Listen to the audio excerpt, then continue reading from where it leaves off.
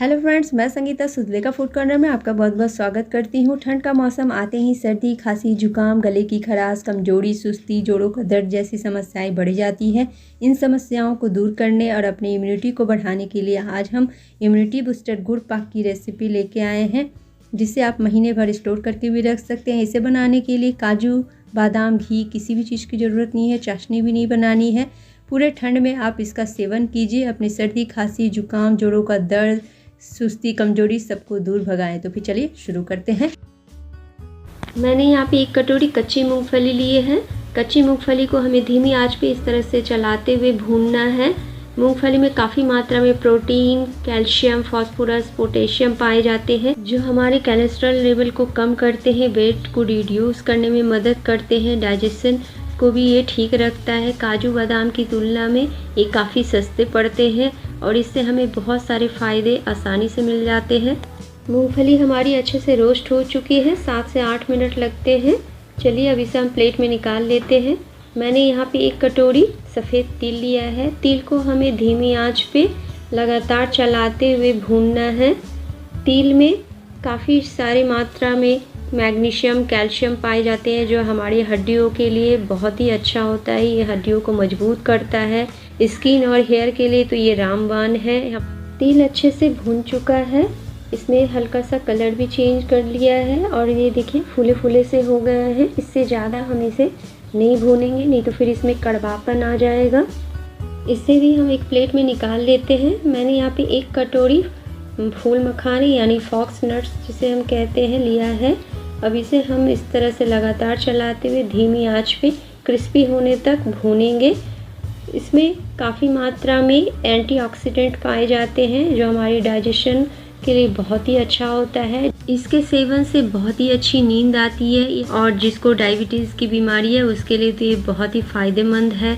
Heart की बीमारियों को भी ये दूर करता है। ये देखने में काफ़ी छोटे और हल्के होते हैं, पर इसके गुण काफ़ी भारी और बड़े बड़े हैं। हमारे जब ये मखाने भुन जाएंगे, क्रिस्पी हो जाएंगे, तब आप हाथों से जब इसे तोड़ेंगे तो इस तरह से आराम से टूटेंगे। इसका मतलब कि अच्छे से रोस्ट हो चुका है। इसे भी हम एक प्लेट में निकाल लेते हैं। आधा कटोरी हमने नारियल का बुरादा लिया है। आप यहाँ पे सूखा नारियल का जो गोला आता है उसे कद्दूकस करके भी ले सकते हैं। अब इसे हमें 2 से 3 मिनट इसी तरह से लगातार चलाते हुए धीमी आंच पे भूनना है। नारियल में प्रचुर मात्रा में ओमेगा 3 फैटी एसिड पाए जाते हैं, जो हमारे शरीर को हाइड्रेट करते हैं। इसमें एंटीऑक्सीडेंट भी पाए जाते हैं, जो हमारे शरीर के लिए बहुत ही फ़ायदेमंद है और इससे हमारी डिश जो रेसिपी है उसका स्वाद भी बढ़ जाता है। और इसे हम अब प्लेट में निकाल लेते हैं। ये देखिए हमने मूंगफली को इस तरह साफ़ कर लिया है। तिल को हम थोड़ा सा इस तरह से निकाल लेंगे, जिसका इस्तेमाल हम बाद में करेंगे। बचे हुए तिल को हम एक मिक्सी के जार में डाल देंगे, पर ध्यान रहे कि तिल जब पूरी तरीके से ठंडी हो जाए तभी हमें उसे पीसना है, वरना उसमें से तेल निकल जाएंगे। अब हमें इसे पल्स मोड में रोक रोक के पीसना है। तिल को हमने इस तरीके से देखिए दरदरा सा पीस लिया है। अब इसे एक बाउल में हम निकाल लेते हैं। अब उसी मिक्सी के जार में हम मखाने को डाल देते हैं और इसे भी हमें पीसना है, पर ध्यान रहे कि एकदम जब सारी चीज़ें ठंडी हो जाए तभी हमें इसे पीसना है। और ये देखिए हमने इसका फाइन पाउडर बना लिया है। इसे भी हम इस बाउल में निकाल लेते हैं। अब उसी मिक्सी के जार में हम मूंगफली को डाल देते हैं फ्लेवर के लिए। 4 से 5 इलायची जिसे हमने खोल लिया है। अब इसे भी हमें पल्स मोड में रोक रोक के पीसना है, वरना इससे तेल निकल जाएगा। और ये देखिए हमने मूंगफली को इस तरह से पीस लिया है। अब इसे भी हम बाउल में निकाल लेते हैं। इसी में हम नारियल का बुरादा को मिला देते हैं। अब इसमें हम आधा चम्मच हल्दी पाउडर डालेंगे। हल्दी के फ़ायदे तो आप जानते ही हैं। ये जॉइंट पेन में सहायक होते हैं। जब हमारे शरीर में दर्द होते हैं तो हम हल्दी वाला दूध पीते हैं। 1 छोटा चम्मच जिंजर पाउडर। जिंजर पाउडर में थर्मोजेनिक एजेंट होते हैं, जो फैट को बर्न करके वेट को लॉस करता है। सर्दी, खांसी, जुकाम को दूर करने में काफ़ी मदद करता है। साथ ही गले की खराश को भी ठीक करता है। मैं इन सब चीज़ों को आपको इसलिए बता रही हूँ ताकि आपको समझ में आए कि हम जो इम्यूनिटी बूस्टर बना रहे हैं उसमें किन किन चीज़ों का इस्तेमाल किया है और वो हमारे शरीर के लिए कितने फ़ायदेमंद है। इस मिक्सचर को आप महीने भर के लिए स्टोर करके भी रख सकते हैं। जब मर्जी हो आप इससे हलवा, हेल्थ ड्रिंक या फिर एनर्जी बार बनाकर तैयार कर सकते हैं। ये मैंने यहाँ पे 1.5 कटोरी गुड़ लिया है गुड़ को मैंने इस तरह से छोटे टुकड़े कर लिए हैं जिससे ये आसानी से पिघल सके। 1/3 कटोरी पानी डालेंगे। इस स्टेज पे आप यहाँ पे 1 चम्मच घी भी डाल सकते हैं, लेकिन हम इसे बिना घी के बना रहे हैं इसलिए मैं यहाँ पे घी नहीं डाली हूँ। अब गुड़ को इस तरह से चलाते हुए हम पिघलाएंगे।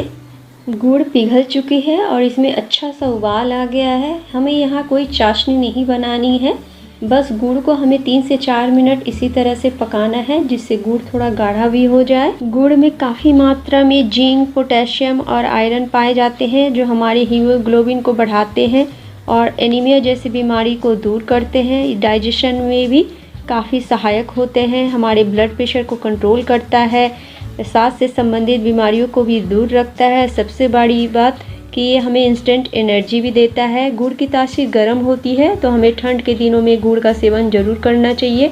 ये हमारे शरीर के लिए बहुत ही फ़ायदेमंद होता है। अब इसमें हम हमारे इस इम्यूनिटी बूस्टर पाउडर को डाल देते हैं।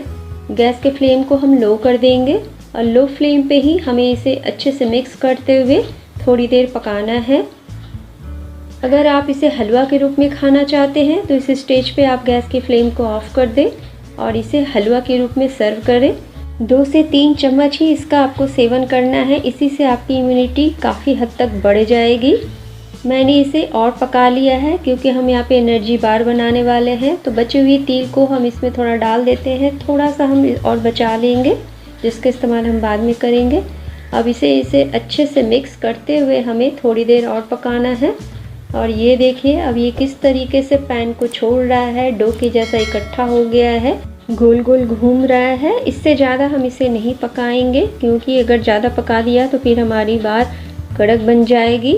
मैंने यहाँ पे इस तरह का एक डब्बा लिया है जिससे मैंने घी से ग्रीस कर दिया। आप घर की कोई थाली या प्लेट भी ले सकते हैं। अब इसमें मिक्सचर को डाल के अच्छे से इस तरह से फैला देंगे और चम्मच के पीछे हमने थोड़ा सा घी लगा लिया है। अब इसे इस तरह से हम इसे चिकना कर लेंगे। बचे हुए तिल से हम इसे गार्निश कर देते हैं और चम्मच से हल्का हल्का इस तरह से दबा देंगे जिससे तिल अच्छे से सेट हो जाए। आधा घंटा के लिए हम इसे ऐसे ही छोड़ देंगे। हल्के गरम में मैंने इस पर कट का निशान लगा दिया था जिससे कि इसे हमें बाद में काटने में आसानी हो और इसके पीस अच्छे से निकल सके। मैंने इसे स्क्वायर शेप में काटा है, आप अपने मनपसंद किसी भी शेप में काट सकते हैं। और आप देख सकते हैं कितनी अच्छी हमारी बूस्टर एनर्जी बार बनकर तैयार हुई है। उम्मीद है आपको मेरी रेसिपी ज़रूर पसंद आई होगी, तो प्लीज़ इसे लाइक शेयर करना ना भूलें। चैनल को ज़रूर सब्सक्राइब कर लें। मिलते हैं एक नई रेसिपी के साथ, तब तक के लिए बाय।